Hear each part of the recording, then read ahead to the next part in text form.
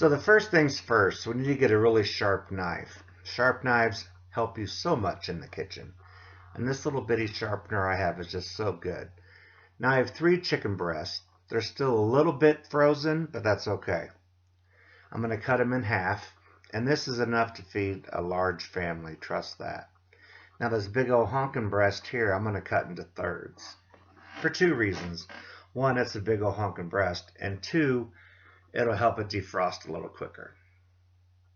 Once we have them all cut up, now it's time to pound them thin. So I got saran wrap. I put that over the top, and I just pound them until they're nice and thin.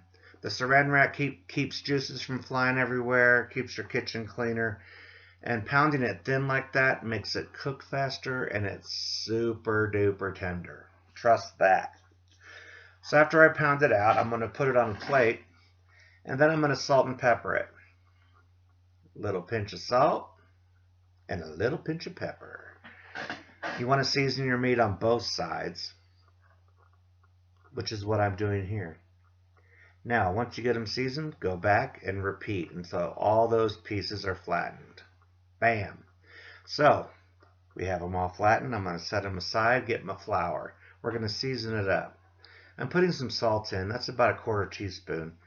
And then I'm going to do a lot more pepper. But don't worry, we're going to add more salt. Because not only am I adding the black pepper, I'm going to do garlic salt. I like to use garlic salt because it adds just a bit more flavor than regular salt.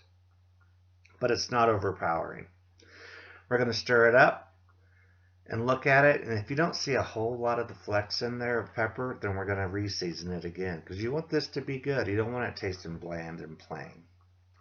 A little more garlic salt and a little more pepper. Now it's time to dredge our chicken. So we're just going to put it in there, press it down, give it a flipperoo, and press that down. Once we think it's good and coated, we're going to shake off the excess, put it on a plate.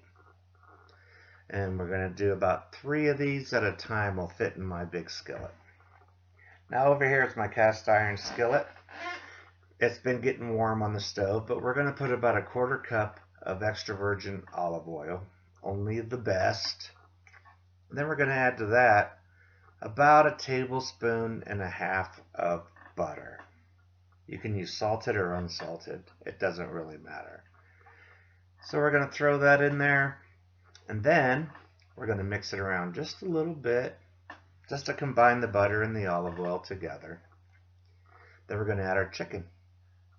It should start to fry immediately upon entering that oil and butter mixture. And once we get them all nestled in here, we're going to leave them alone. That's right. Leave them alone for a good 3 to 5 minutes, depending on how high the heat is. And when you flip them over, they should have a nice golden brown color like this. And again, about 3 minutes on this side. Then we're going to take them out and we're going to put them on another plate. I mean, look at these guys. Don't they look good? They are fully cooked, but we're going to remove them. And they're going to, if they're not fully cooked, it really doesn't matter because they're going to finish cooking in the sauce. Now we're going to put our second batch in, and we're just going to keep doing this until all of our chicken is done. It's golden brown. And then we're going to start up on the sauce. Now after you get done frying it, looks like this. That is not going to make an attractive sauce.